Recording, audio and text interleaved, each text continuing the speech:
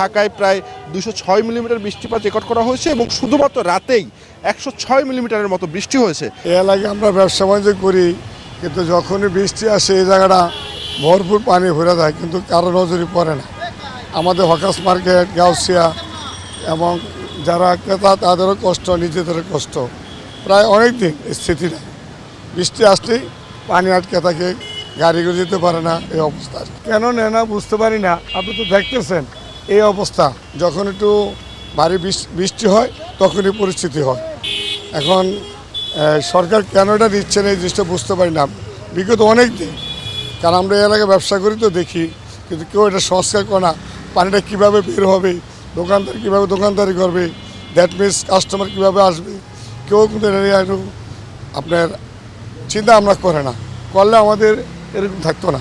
বৃষ্টি অনেক হয়েছে, তারপরেও আপনি আর্ট কলেজের সামনে অনেক পানি, আপনি রিস্কার পাদানিতে তো পর্যন্ত পানি উঠে যায়। তা আসলাম তো অনেক কষ্ট করি। যারা নির্বাচিত ক্ষমতা আসে তারাই ভালো জানে যে কতটুকু কী করলে ভালো হবে। আমরা চরমভাবে ভোগান্তির শিকার হয়েছি। আমি ময়মনসিংহ থেকে আসছি মূলত নিউ মার্কেট কেনাকাটা করার উদ্দেশ্য নিয়েই। তো এখানে এসে এমন বিব্রতকর অবস্থার সম্মুখীন হয়েছি, বিশেষ করে আমরা এখন নাস্তাটা করতে পারছি না। চতুর্দিকে পানি আর পানি, যে জায়গায় হোটেল সেখানে অনেক পানি, যেতে খুব সমস্যা হচ্ছে। আমি নই শুধু, এরকম শত সহস্র যাত্রী।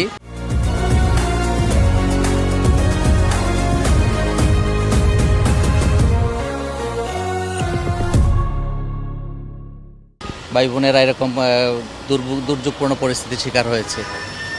আসলে এইগুলির ঢাকা সিটি কর্পোরেশন কর্তৃক এটা দেখা দরকার, খুব দ্রুতভাবে এটা যাতে নিরসন হয়, এই মর্মে যে পদক্ষেপগুলি গ্রহণ করা প্রয়োজন, আমি মনে করি এগুলো দ্রুত নিরসন হওয়া উচিত। বৃষ্টি হইলে পানি জমে যাবে, এরকম অনেক নিছে সাংবাদিকেরা, হয় না তো ভাই, কোনো কাজ হয় না ভাই। কি করবো ভাই, কিছু করার নাই। আর এখানে হাঁটা চলা করতে পারেন না, ব্যবসা তো দূরের কথা, কাস্টমারও ওরকম নাই, ওরকম পাবলিকও নাই। যেখানে একটা পাবলিক আছে এখানে নাই। এই বৃষ্টিটা হইলে এই পর্যন্ত পানি নেই, এরকম কোনো ব্যবস্থা নাই।